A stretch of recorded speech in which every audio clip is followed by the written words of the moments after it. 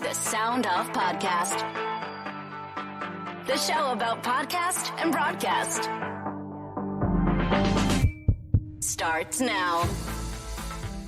How long have you been in radio? I've been in radio for 13 years now. Yeah, it's been a wild ride. I can't believe that it's been over a decade. Why'd you want to get into radio? So I always loved music, and I played in a band in high school, and I always wanted to do something that really involved music in some sort of capacity.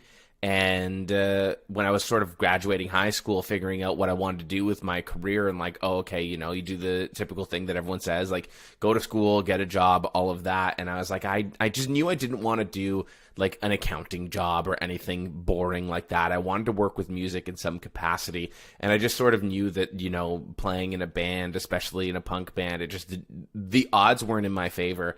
And so I was looking at all the courses and programs, and I saw radio, and I just thought, you know, like from when I was 12 years old, I loved sitting there at night and listening to the radio and listening to my favorite songs, and was like, oh, wait, you can actually do that? Like, this is actually a career option. I can go to school, learn this, and do it. So I went to Humber, and as that program sort of went on within radio, the more and more I fell in love with it, and, you know, like connecting with people and connecting with people over music. So my love sort of grew from there, and then just, yeah, I just really fell deep for it and was like, I want to dedicate my life to this. For the people who are watching this on video, it seems like a fairly obvious answer because behind you, you've got some vinyl. And for those on audio, you would not know that. So that it would feel like a very natural conversation. But tell me, what do you like to listen to for music?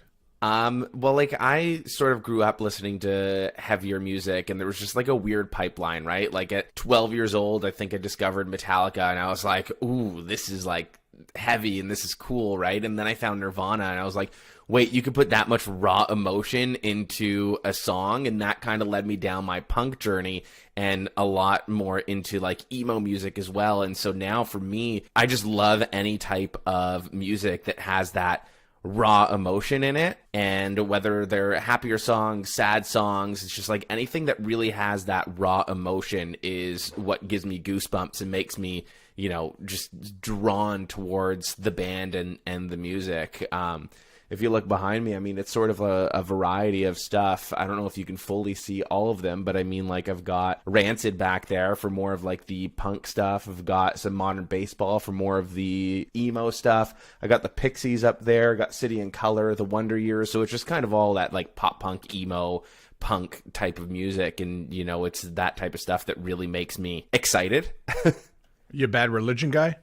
Yeah. I saw Bad Religion a few times back in high school as well. Explain Bad Religion to me, because, you know, in the 90s, I understood the appeal. I watched them sell out.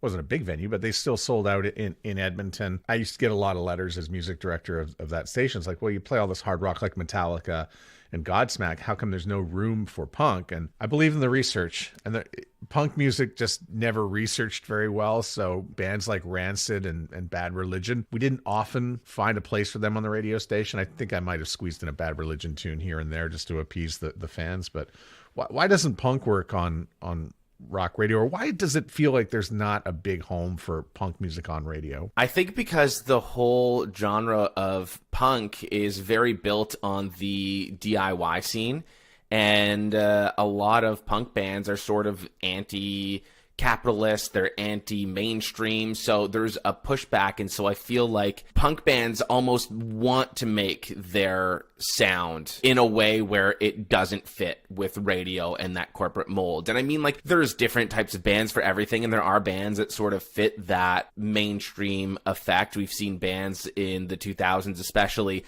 sort of fit that, like the My Chemical Romance with the Black Parade, and I mean even AFI, who were more of a punk band starting off, and, you know, seeing songs like Miss Murder and Girls Not Grey hit Much Music and hit alternative radio.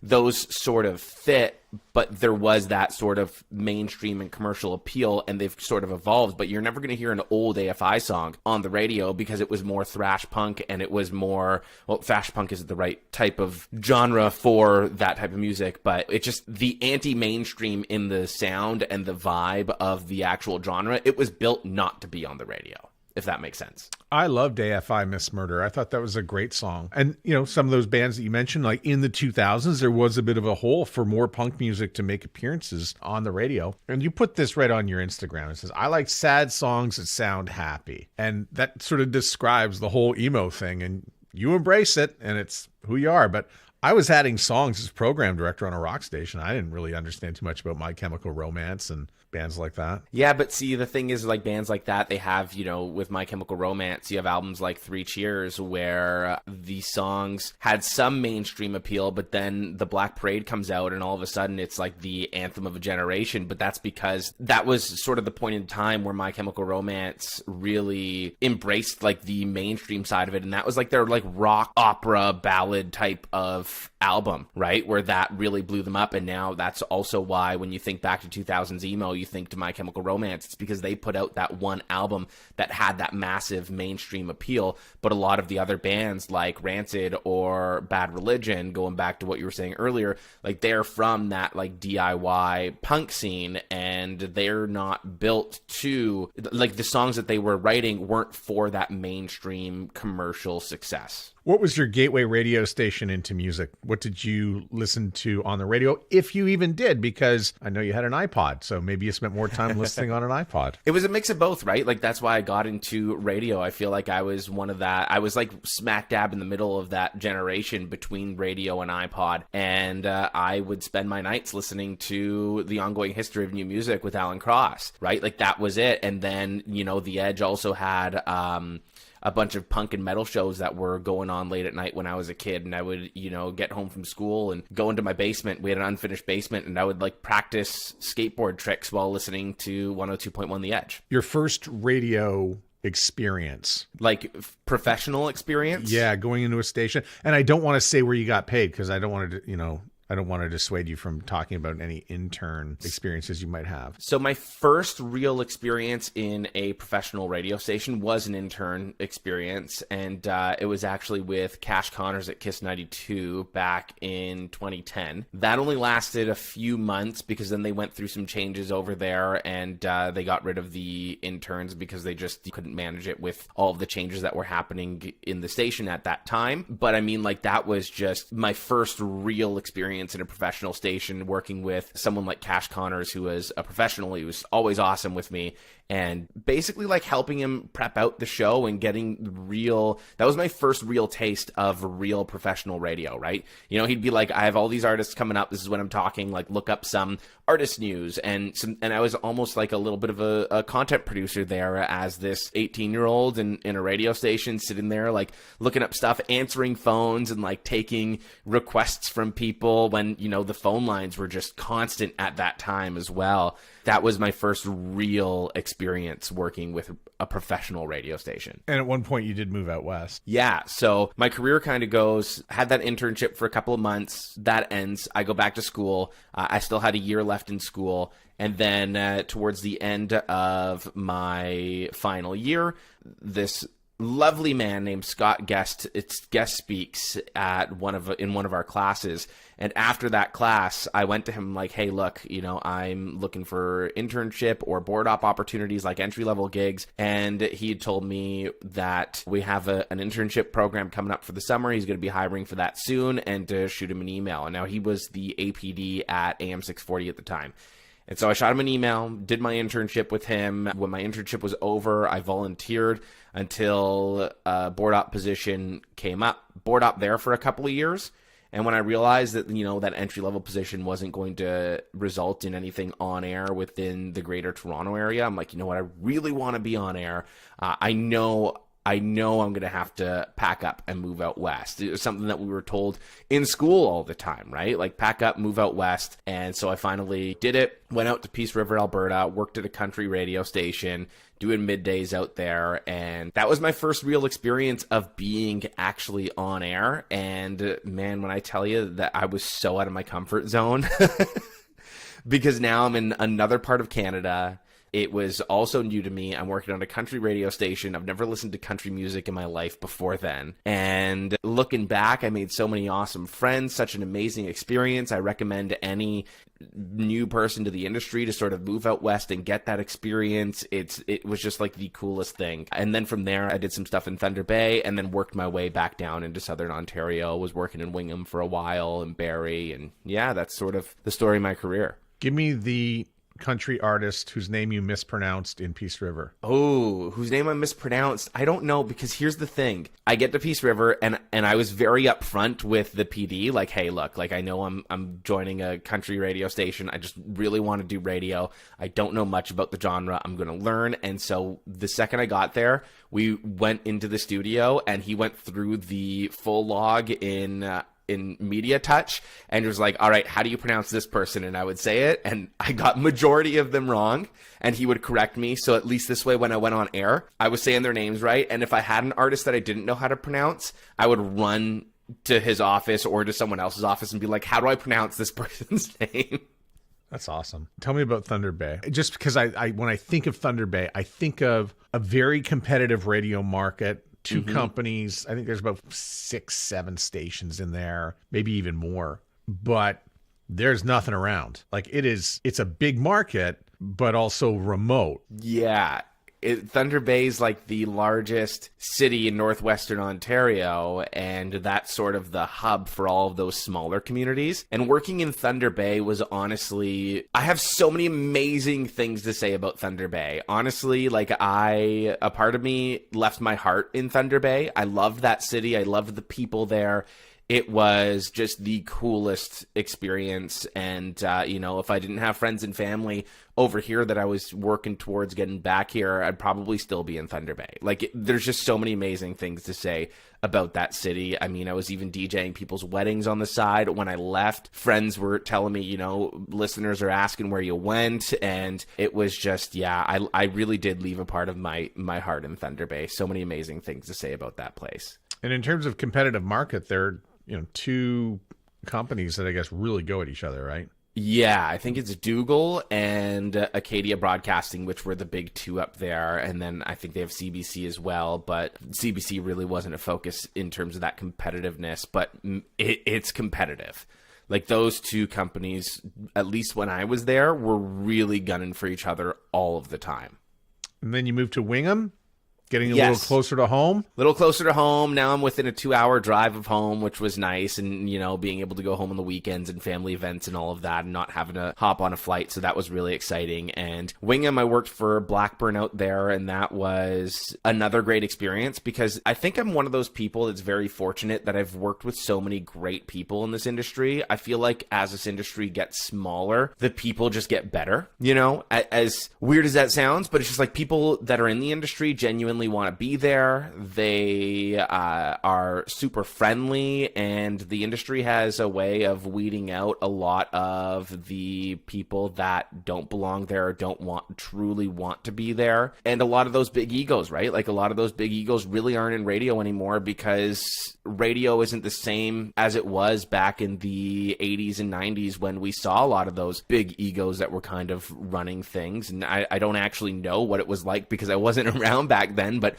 from the stories I've heard and from my experiences, everybody in radio has been so kind to me and so wonderful. And especially in a market like Wingham, where it's a bit of a smaller market, and a lot of the people that are there and have been there for a long time are there because they've raised their families there or they're from there and they want to give back to the community and they want to put together like good community radio. And it's great working with people like that. I think that's one of the problems we have in Canadian radio, and that's in big markets, we look at scale, size, and numbers, and there's a lot of distractions in a place like Toronto. However, in Wingham, in Kamloops, Peace River, Flin Flon, Thompson, Kentville, Nova Scotia, radio still matters. Absolutely. Yeah, and not quite as much, but almost as much as back in the 90s. And I think that's where if the decisions are coming out of Toronto, you're just looking at numbers. And we're not really looking at what makes radio great, which is that high touch that you were just talking about. Right? Like radio is such an important medium and audio is such an important medium that when you put it into the hands of people that don't truly understand that, they're going to take it for granted and things are going to happen. But when people truly understand how important radio is to its communities, that's when, and when people start prioritizing that, that's when you really see radio thrive. You found yourself in Barrie and working, at the core station in Barrie. It's Big 101. But also that's in close proximity to a lot of the other legendary stations that you grew up around, including The Edge. So how would you look at, because you were a part of all those stations I mentioned, I think like the ones in the core stations in Hamilton and The Edge. How did you see doing a show in Barrie, but also having to do it in bigger markets as well? So the cool thing about Barrie is not a lot of people also realize how big of a radio market Barrie is. It's super competitive, and Barrie is one of those communities where they really care about the community as well, and I think a lot of that gets lost because it's just about an hour drive into Toronto. So a lot of people kind of think, oh, okay, Barrie to Toronto, right? But it's one of those communities that genuinely cares about the community, and it is its own entity that sort of sometimes gets lost. So working in a community like Barrie, you just really have to get back to that community feel working within a market like that, especially when you have such a giant next door. It kind of feels like being Canadian living next to America, and you just need to be able to really connect with the community. But in terms of like doing the work within Toronto and Hamilton out of Barrie, I mean, when I was doing that, it was all voice track work. So, I knew that my voice was going to be heard on Toronto radio. I knew my voice was going to be heard on Hamilton radio, and that was really exciting because for me, I was like, I grew up listening to these radio stations. So now I get to have my voice on these stations. Even if it's on a voice track type of scale, it's still cool to be able to drive around and hear my voice on the stations that I grew up listening to. So that was just a really cool experience. And I feel like when you're in the studio, whether you're in a big market or a small market, I just kind of think of how do I connect with the people that I'm talking to and the demographic of that radio station. And I don't ever really think of the size of the radio station. Like, to me, that's not important. To me, at the end of the day, we are taught this in school. You're talking to one person. So it's like whether I'm talking on a station in Toronto that has, the reach of millions of people, or on a station in Peace River, which is much smaller, at the end of the day, I'm talking and connecting to that one person. It's such a great way to think about it. I sometimes think that we think about the business so often that you wind up where you have to talk to the diary holders in Barrie, but the PPM carriers in Toronto. And that's a mistake. Yeah. But yet we make the mistake every day because stations are programmed, and at least should be programmed, I think, differently between Toronto and, where there's a, PPM measurement, and in Hamilton where there isn't. But in the end, I think you're right. We should be just talking to people. I think the best that we can do in radio or in any creative industry is to just sort of constantly do your best and grow within yourself and look at yourself, not so much about what the competition's doing or what the market down the street is doing. Think about, what am I doing to make myself better, and what are we doing to make the station better? And overall, if you just basically focus on yourself, eventually the listener is going to realize like, oh, hey, they're actually doing great things over there, and that is going to result in the ratings push, whether it's PPM or diary, right? Like, you just got to look at yourself and do better yourself and grow yourself, and the results will eventually come. But if you're so worried about chasing that number, even if you catch that number for like one quick glimpse, it's gone in an instant because you didn't sustainably build that foundation. Another smart thing you just said, and that's about the competition. You're not worried about what else is on the dial. So in your mind, I know you know competition exists. So what are you envisioning? When I'm thinking about the competition in particular, you're turning on the microphone, you're doing a break. What are you up against? I'm not even thinking about what I'm up against, to be completely honest, because I can't control what they're doing over there. Like, there's absolutely no control over what they're doing.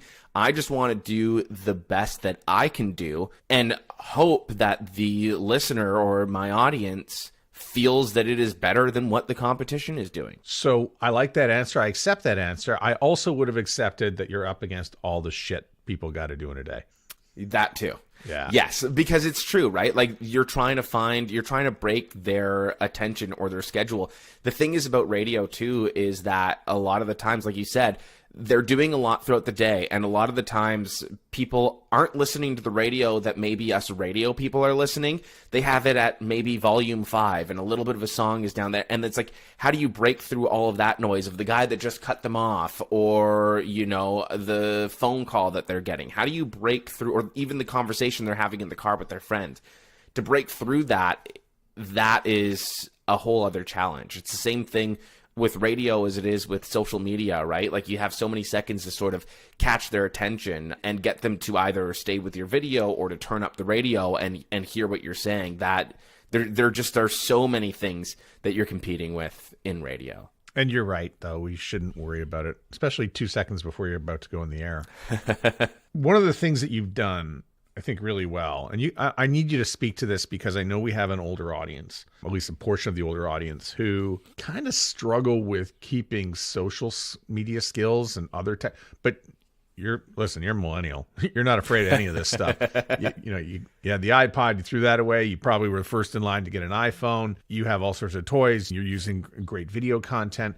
So what are some of the things that you have done to stay on top of all the changes technologically to continue to make yourself viable in radio? You know, I had this conversation yesterday with someone about, you know, if you played in a band, it was always the person who set up the MySpace account and printed out the band flyers and did all of those things that ended up in a creative industry. And it's just because it comes down to like the passion and the love for creating media. Like when I'm creating social media, I'm thinking of it the same way that I'm thinking of creating content on the radio. To me, doing a radio break is the same thing as putting together an Instagram reel. I'm using the same formula, right? Hook in their attention, give them a good, compelling story, and give them a payoff. That's the same thing with a radio break. You hook them in, you tell them a story, and you engage with them. And that's sort of what I feel like I'm doing on social media. It's not a new formula.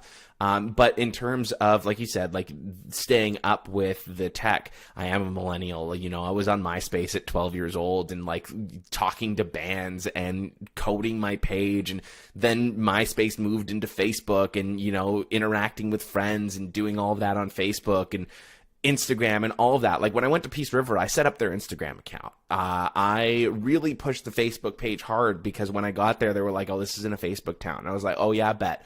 And so I started posting on the on the Facebook page. I'm like, it ended up growing. We got interaction. That's just the type of person that I am. I love keeping up with tech. I love keeping up with social media. And it's really not hard if you break it down to being the exact same thing that we do on air every single day. Yeah, so well said and spoken. I had trouble trying to decipher how to go from doing a live break to the next technological step, which was a voice track break. I found that to be weird, but you're exactly right. It's the same sort of components. You just have to remove time, temperature, weather, that sort of thing, and put yourself, you know, like a day or two ahead. I get it. It's the same formula. It's just you do it in a different way. But at the end of the day, it comes down to the same thing, like really break it down. I think the biggest challenge that I've heard from other people about my social media presence while also doing radio was like, how do you find the time doing your show and doing social media at the same time? I feel like that's the biggest challenge that most radio people have, but it comes down to also like prep work and planning things. You know, it's like if I know I'm talking about this on my show later at 2:00 in the afternoon and I prep my show at 9:00 in the morning, I can go and film that video at 10:00, edit it for 11, and then, be on air at 2. When it comes to posting to Facebook, Facebook's easy. You copy and paste a link or you make a meme and you throw it out there. Or you throw up a question. Facebook is the easiest. So the people that aren't posting on Facebook during their show, I don't know what you're so busy with. You got 2-3 songs, you can quickly type out a sentence, post a question, throw it up there. The video, I do understand that doesn't come as naturally to a lot of people, and that takes a lot more time and work and thought. But breaking it down, like I said, it comes down to being the same thing as a radio break. So if somebody wants to elevate their game, and I don't know who's left in radio who is not fully participating in anything social at this point, but maybe people need an upgrade. Surprised. Yeah, well, I'm sorry I asked that question, because then within 10 minutes from now, I'm going to find a radio station that is just figuring out how to do their Instagram page.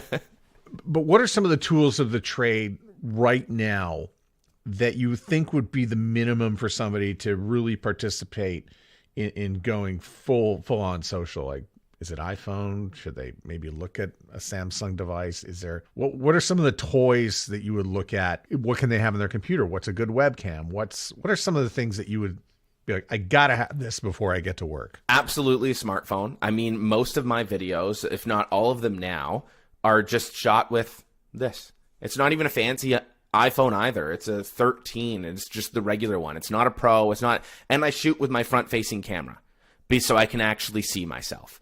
So make sure that you have a phone and tinker with your settings a little bit to make them higher quality. Like, I know a lot of people tell me I'm crazy because I film in 4K 60 FPS on my phone, and that just absolutely sucks the life out of your hard drive.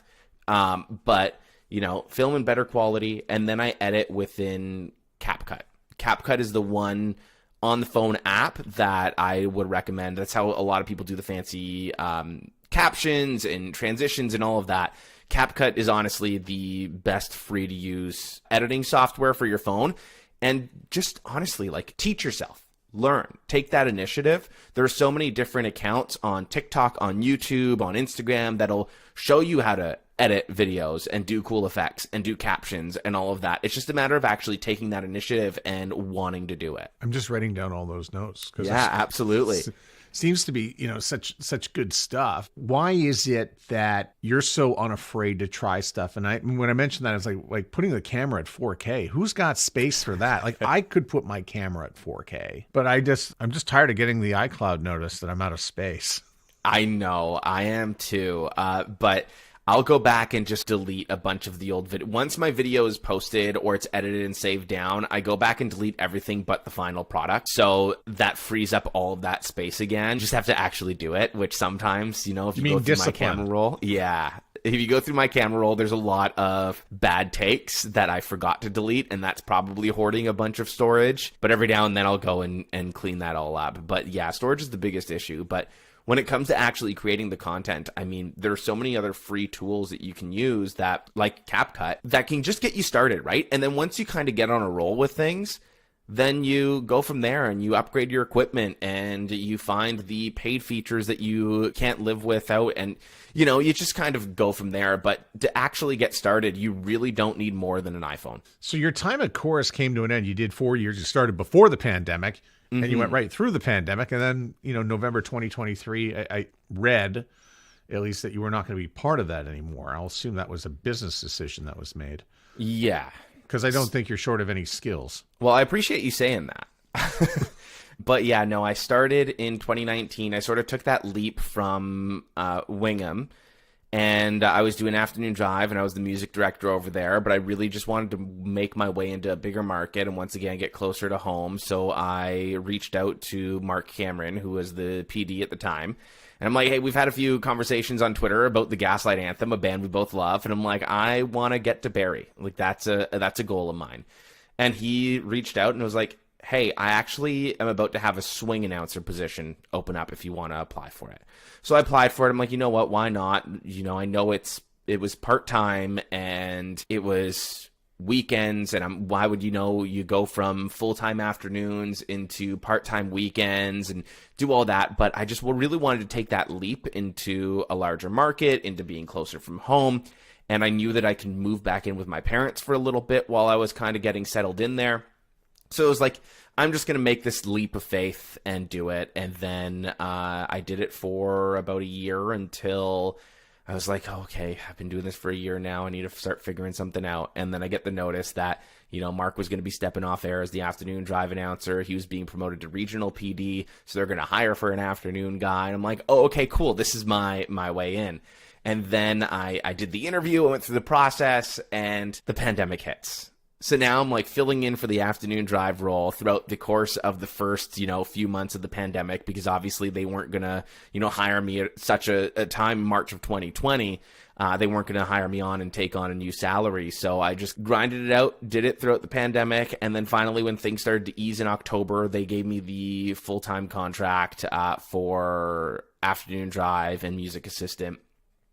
And I did that. And then at one point, I was the only announcer on that station at Big 101 because our morning show had left, the PD had left, we had a VT midday show, and then it was just me live there the entire time. And when that kind of came to an end, it sort of took me by surprise because I was told that I was going to be the future of that station when they were reworking some things and changing the format.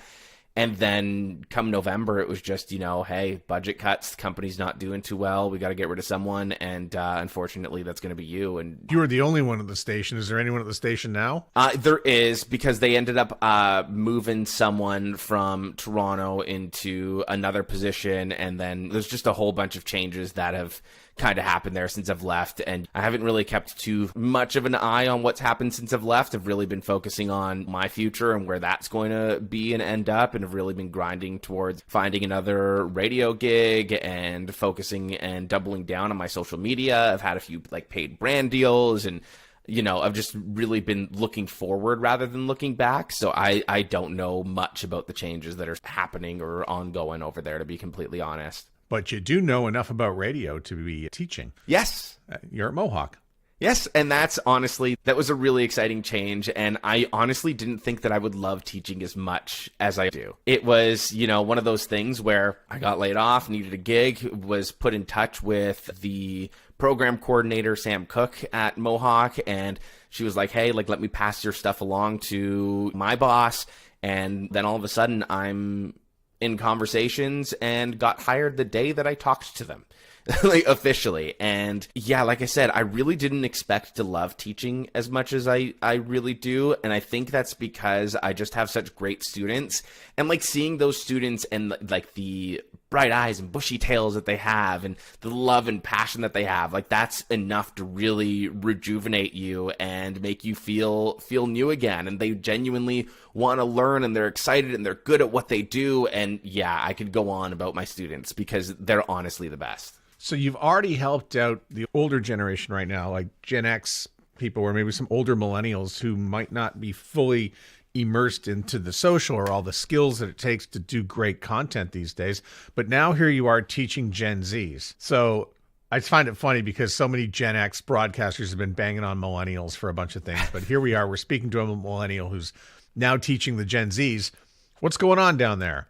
Okay, I have to say, I don't know what it is about the whole generation war, millennials. I understand, I don't understand why millennials ever got any hate, to be completely honest, because we were sort of that last generation without technology. We grew up with it. We were going through so much at such pivotal times where, recessions coming out of school and having to work 3 jobs, yet being called lazy because we couldn't make ends meet while working 3 jobs. We went through all of that. And the funny thing is when it comes to tech stuff, I feel like as a millennial, especially as one that's very tech savvy, I feel like as a millennial, I constantly had to teach the people older than me about tech. And then now with Gen Z, I feel like because they grew up in it, they're almost rejecting a lot of it. And a lot of them don't know how to do a lot of basic stuff. So now it's like you're teaching Gen Z and the younger generations who are supposed to know more than you, because typically younger people are better with technology.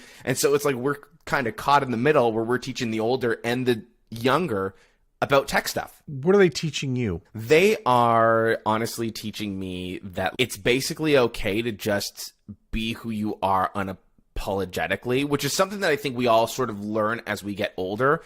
But yeah, there was a part of me growing up that was like, oh, I can never do this, or I can't do this, or I shouldn't do this because maybe it's cringy, right? But as you get older and then you see the younger generations where they're kind of like, well, things are just so messed up, so why are we even going to care about that? Like, let's just have a good time. I'm like, you know what? Yeah. And the older I get, I don't care. Half of the stuff that I put out on social media, I feel sometimes like it's cringe, or, you know, I'll get comments like, this is cringy, but that doesn't bother me, because you know what? You get to that point where you're like, yeah, it is cringy, but like, just embrace it.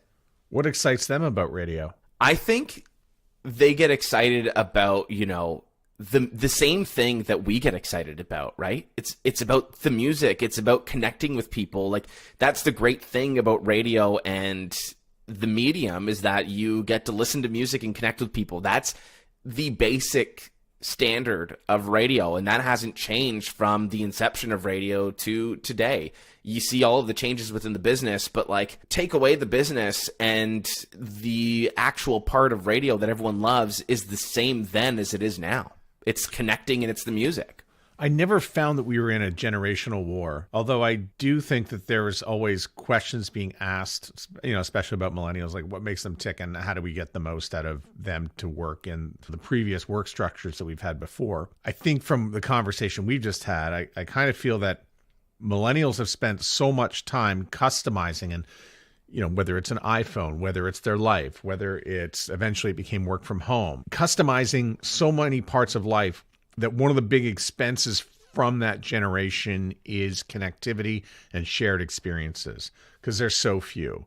And I look at the Grammys a few weeks ago, where a lot of people did enjoy the music, as it were, and music is very connective still. And perhaps I do think that Gen Z hungers for more connectivity and shared experiences. I think the main difference between millennials and Gen Z is that, you know, millennials are looking for connection in any way possible. I mean, we grew up on MSN, we grew up on Facebook, and all of these different avenues that were ways that we can connect to as many people that looked or felt the same way as us right from the comfort of our own home. Whereas I feel like, from what I'm seeing from Gen Z, it feels like because they've always had that connectivity to the whole world and they grew up with that, they want more of that like real connection, and they almost like want what the Gen X had pre-technology.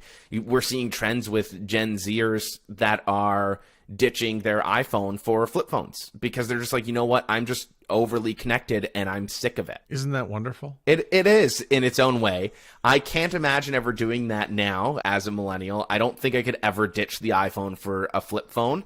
But I mean, the flip phone was my first phone, you know, and that was cool, where the millennials are T9 text warriors. I'm willing to bet I still could text on a T9. What do you want to have? And by the way, I know what people are thinking. A T9 is basically where you click like C. So you have to click the number two times button, three times to get the C. Yeah. See, that's how I told you, I still remember them all. I didn't. Is the A, B, C, is that in the 1 or the 2? Yeah. Okay. The 1 was voicemail. You'd hold down voicemail and that was speed dial. And then 2 was ABC. 3 was DEF. Yeah. And then it went down that way. I used to work at Canadian Tire when I was a teenager. It was one of my first like real retail jobs. And I would quickly, like, we weren't allowed to have our phones, but I would quickly check my phone, put it into my pocket, and I would type out my reply with my hand in my pocket and send out the text message without even looking at the phone. Well done. What do you want to happen next for you in life? That's a tough question. And career-wise? I honestly, I don't know. I'm sort of at that point. I think that, you know, with what happened in November, it was like a rock in the train track. And now I'm just sort of at that point where I don't have a clear picture anymore, right? Because it derailed some things and some plans. And now I'm like, I'm open to different things happening. And that's kind of freeing in its own way, right? Where it's like, I don't know where I'm going to be in 5 years, but I'm open to basically every opportunity. And now I just kind of get to sit back and have fun and keep my options open. And, you know, in 5 years, look back and be like, well, that was a fun, wild ride. And who would have thought that I'd be here? Matt, thanks so much for doing this and being on the podcast. I appreciate it so much. Thank you so much for having me on. This was so much fun. The Sound Off Podcast is written and hosted by Matt Kundle. Produced by Evan Serminski. Edited by Chloe Emo Lane. Social media by Aiden Glassy. Another great creation from the Sound Off Media Company. There's always more at soundoffpodcast.com.